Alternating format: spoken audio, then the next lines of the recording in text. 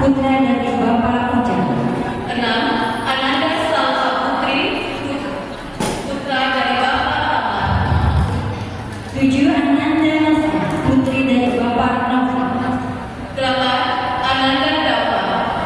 9. Ananda Aras. 10. Ananda Tas.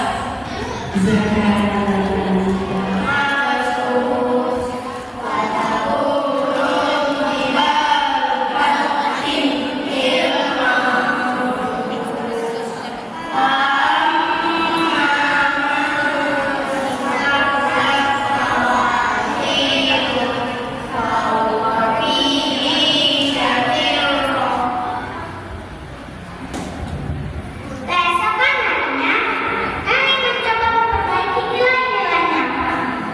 Namun, walaupun ia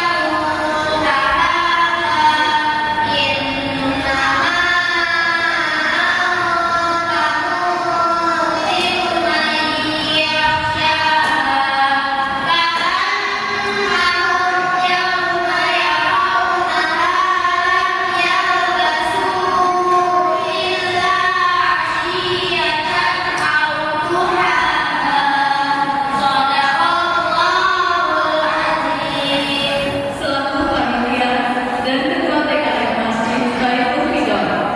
Kepada Bapak Juanda kami persilakan. Amin. Wabihi nasta'in ala umuri dunya wal din. Salatu wassalamu ala asyrofil mursalin sayyidina wa maulana Muhammadin wa ala alihi wa sahbihi ajma'in. Kiai Haji Dr. Salim Idrus SC Imam, yang saya hormati Bapak Ketua Dewan Pembinaan Pemilu Bapak Dr. Haji Widodo SHMKM, yang saya hormati Bapak Ketua RW 012 Bapak Maris Perjalanan, yang saya hormati Ibu Ketua Pengajian Lintas RW Ibu Haji Terus, yang saya hormati Ketua RT dan pengurusnya di RW 012 dari RT 1 sampai 10, dan saya hormati juga Ketua DPM Musola yang Permata serta Ketua kelompok pengajian tiap-tiap musola yang ada di Permata. Untuk selanjutnya juga kami terima kasih kepada yayasan yang sudah nasihat kita semuanya. Mudah-mudahan kita bisa berbuat sehat. Bentar lagi kita menyambut Ramadan, yang biasa akan memberikan santunan. Mudah-mudahan jemaah ibu-ibu yang begitu antusias dalam rangka menyambut Ramadan tahun ini, mudah-mudahan kedepannya kita semangat bisa mendatangkan kiai ya, mungkin dari manapun yang tenar seperti ini mungkin bisa, tapi saya sayangkan kalau jemaahnya hanya sendiri ya kita mampu datang kiai. Ya tapi alhamdulillah nanti mungkin kalau kiai itu baru saja bisa memberikan konsentrasi untuk kita semuanya, yang insya Allah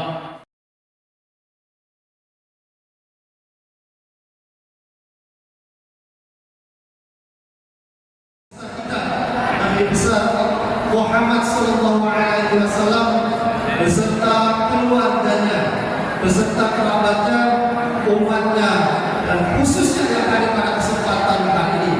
Mudah-mudahan nanti yaumil qiyamah mendapatkan syafaat dari beliau. Amin amin ya rabbal alamin. Tadi telah disampaikan kepada Pak Dekan. Jadi kita juga sudah melaksanakan kegiatan antara lain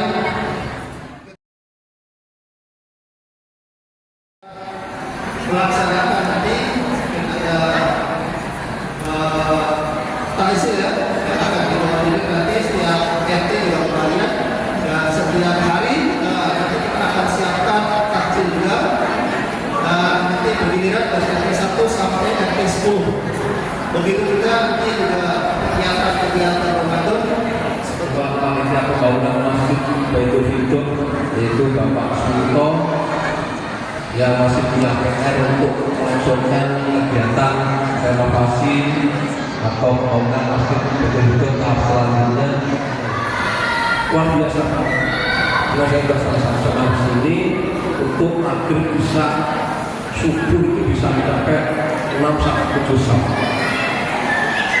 Nah, ini kami dengan bersama-samanya yuk kita sama-sama bersinergi, baik itu wadah yang ada di Purwomata ini dan dengan dukungan penuh dari warga masyarakat Purwomata untuk kita melakukan pembangunan Masjid Baitul Hidup. Bapak Ibu hadirin yang kami hormati, antisipasi untuk mendukung pemerintah dalam pesta demokrasi 5 tahunan untuk pemilihan anggota DPRD kota, provinsi, RT dan DPD, bahkan pemilihan caleg dan cawapres, terus pemilihan ketua RW 012 periode 2024-2027. Maka tentunya Bapak Ibu yang ingin mengabdi di lingkungan sini silakan untuk bersiap-siap untuk menyiapkan diri dalam memaksimalkan potensi diri. Kepada Bapak Ustaz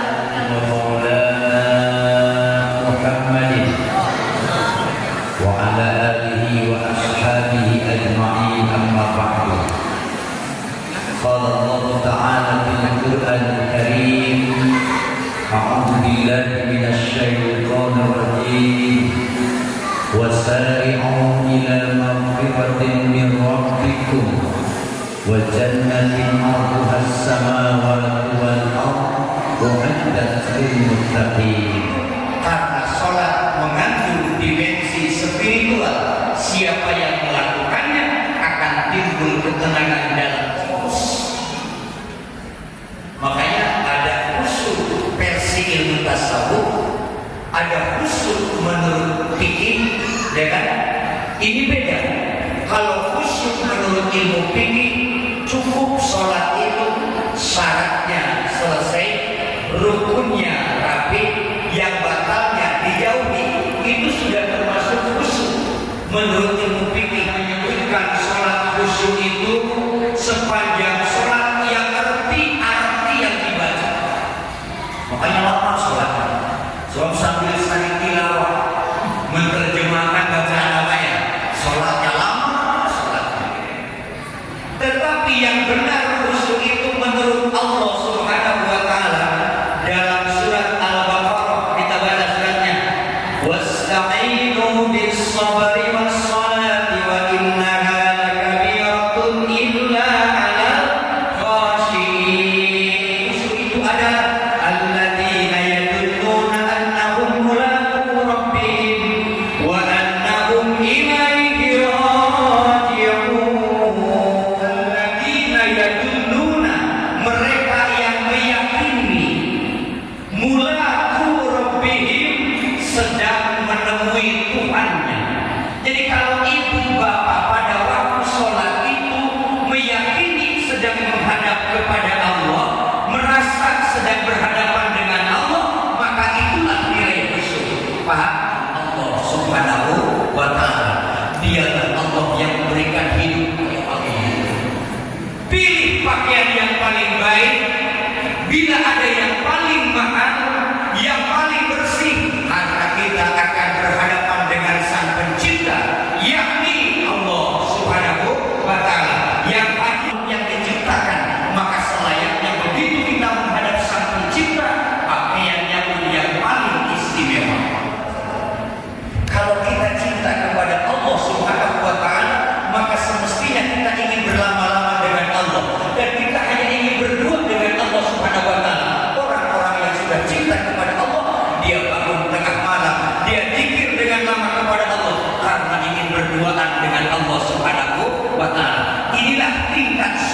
spiritual, kekhusyuan manusia dalam sholat.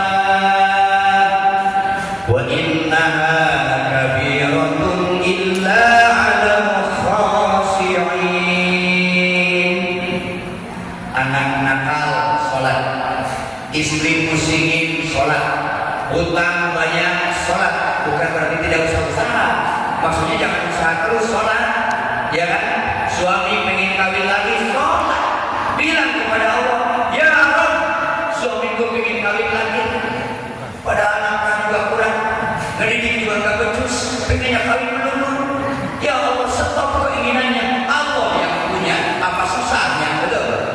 Jika Allah yang menyetopnya, maka yakin pasti berhenti, gak usah tertunggu, nanti malah kita dikawin dulu. Ingkana rizki bisamai fa'anzil. Ya Allah, jika rizkiku di atas turunkan. Wa ingkana fil ardi fa'akhrijhu. Jika dalam perut bumi keluarkan. Wa ingkana ba'idan fa'qarribhu. Jika jauh dekatkan. Wa ingkana musiran fayasirhu. Jika sulit mudahkan. Wa ingkana muharraman fatahhirhu. Jika rizkiku kotor tolong bersihkan ya Allah. Itu doa sholat duha. Makanya jangan meninggalkan sholat. Orang yang melaksanakan sholatnya dengan benar, semakin sering dia sholat, maka akan semakin sehat badannya. Masya Allah, olahraga tidak menjamin akan sehat, ya kan? Muhammad Ali saja tinju seumur-umur udah tua sakit, ya kan? Tapi banyak ahli ibadah yang badannya segar saja, sehat saja. Sebelum sholat kan mandi, sebelum sholat kan wudhu, ya kan? Yang penting gerakan-gerakannya harus benar. Makanya sholat itu gerakan-gerakannya ditentukan oleh Allah, tidak boleh ngarang kita. Melalui lisan Rasulullah Sallallahu Alaihi Wasallam, perintah sholat bentuknya wahyu, itu wahyu diterjemahkan oleh Rasul, dikatakan melalui hadisnya, prakteknya Rasul melaksanakan sholat sebagai contoh sholat yang benar bagi umatnya.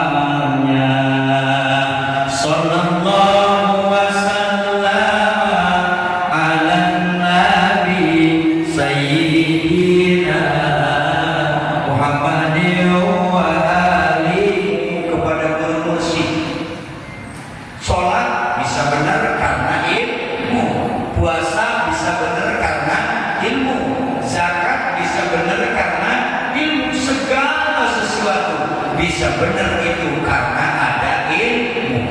Apa itu guru mursyid? Guru mursyid itu seorang guru, seorang ustaz yang membimbing kita bukan hanya zahir tapi juga batin, sekaligus membimbing hatinya agar semakin dekat dengan Allah Subhanahu wa Ta'ala. Alhamdulillah, pengajian-pengajian kita, kajian-kajian, para guru kita sering mengingatkan hidup itu sebentar lagi. Betul, tapi yang paling penting kita mati dalam keadaan membawa iman Islam, dalam keadaan husnul khotimah. Waktu sholat tiba, ada di masjid Baitul Fiddah, ada perut lapar banget, nasi sudah di meja makan, sholat dulu apa makan dulu? Makan dulu. Itu ilmu fikih.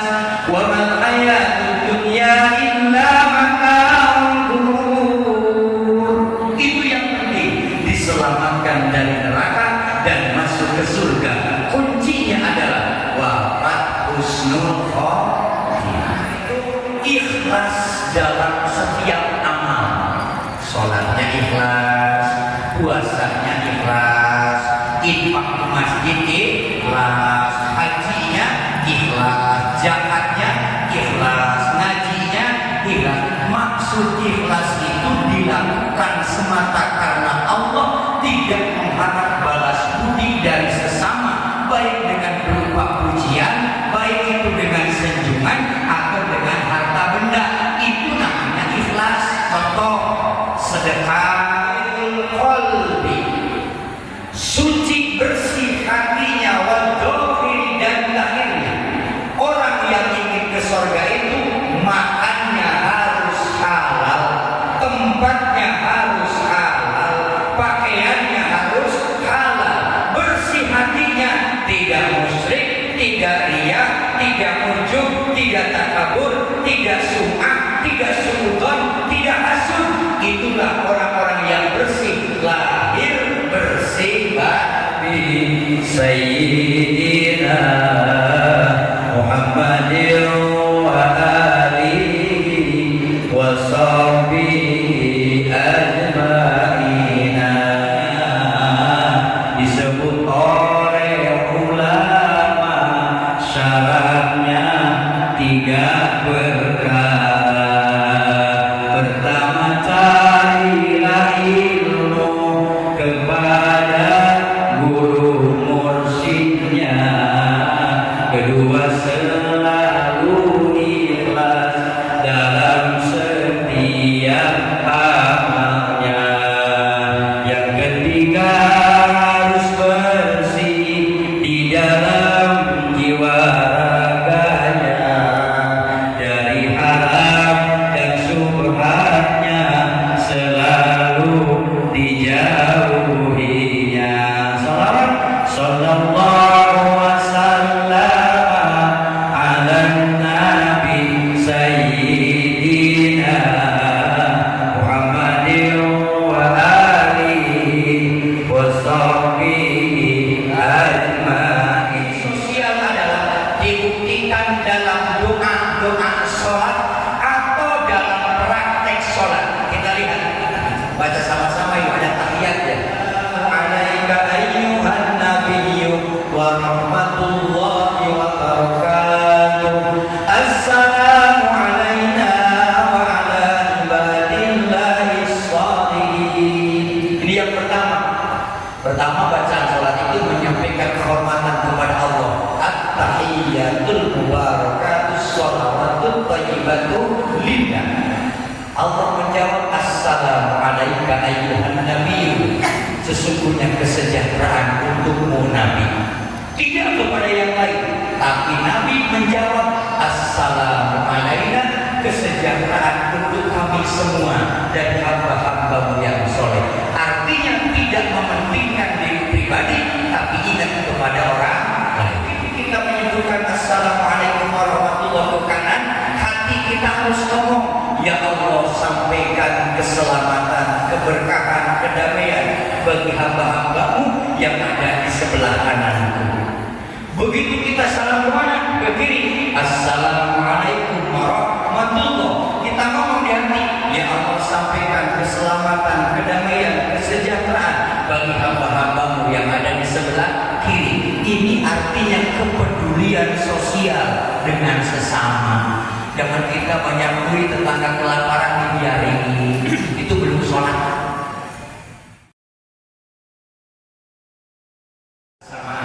Kalau sholat sendiri pahalanya 1, kan gitu ya. Tapi kalau berjamaah berapa? 27. Nah, ini pelajaran bagi kita.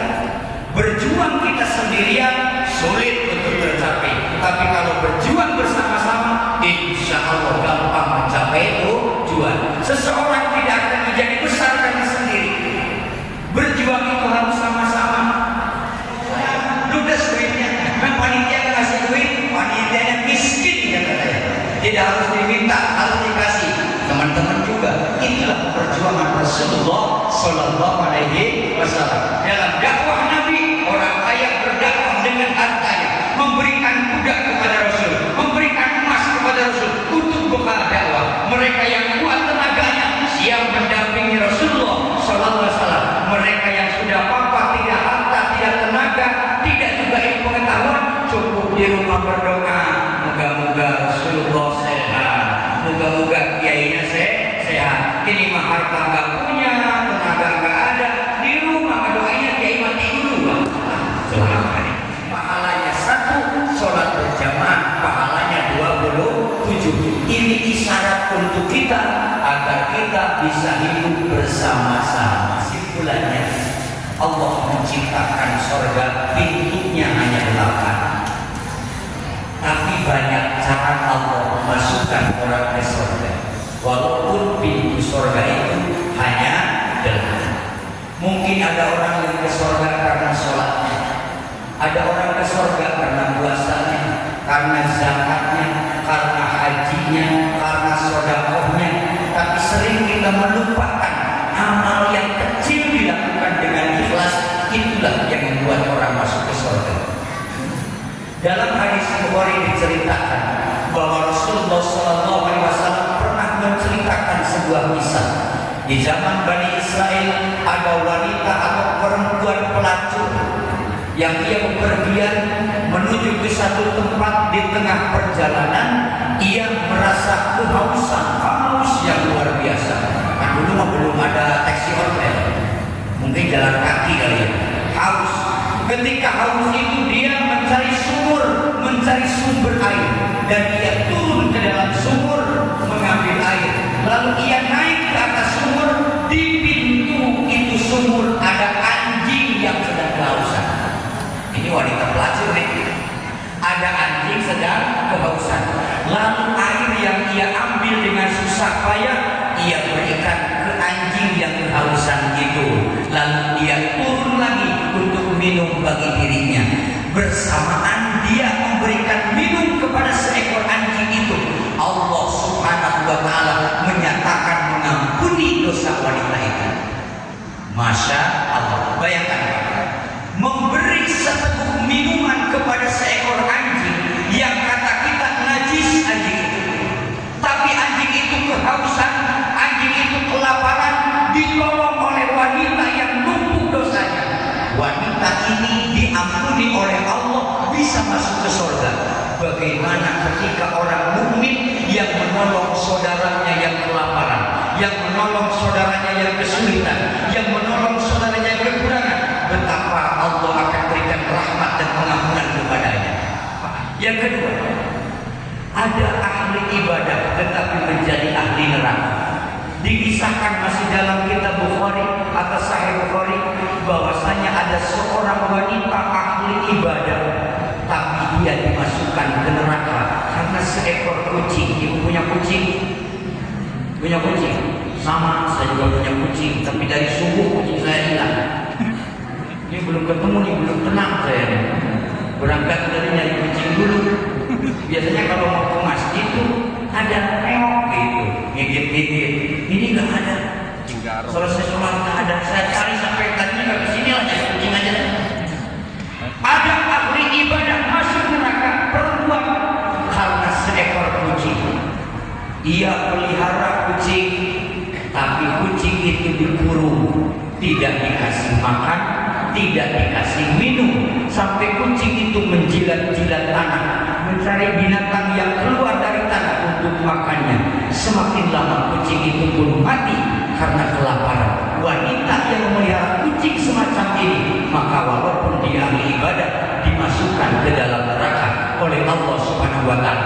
Hanya seekor kucing. Bagaimana tidak bahaya orang mukmin yang menyakiti saudaranya, orang mukmin yang mendalimi saudaranya. Ini kucing berbahaya, apalagi kepada sesama muslim, kepada sesama mukmin. Kita jangan pernah menyakiti dengan lisan atau mendolimi dengan perbuatan. Paham? Sholat kita akan menjadikan ketenangan lingkungan. Sholat kita akan menjadikan kedamaian. Sholat kita akan membangun persaudaraan di antara sesama. Beda cara sholat itu biasa, beda pilihan partai politik itu biasa, beda pilihan capres itu biasa. Tetapi ingat, kita diikat innamal mu'minuna ikhwatun fa aslihu baina akhawaykum.